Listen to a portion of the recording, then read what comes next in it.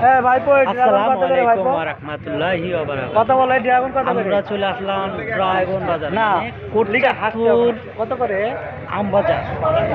ঝিনাইদহ জেলার ভিতরে এই আমাদের বি ড্রাগন কোনটা? আম বি বাজার। ড্রাগন? এই জায়গায় ড্রাগন, তারপরে পেয়ারা, মালটা, মানে সব জায়গায় থেকে এই জায়গায় আসলে অনেক বড় বাজার।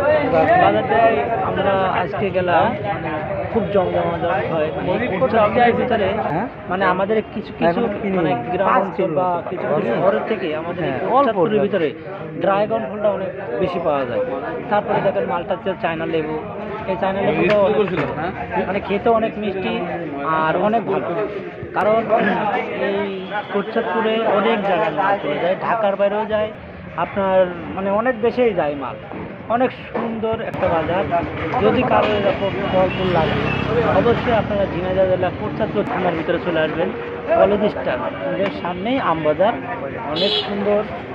এখানে এসে আপনারা সবাই খাইতে খাইতে মন করে নিয়ে যাবেন ইনশাল্লাহ।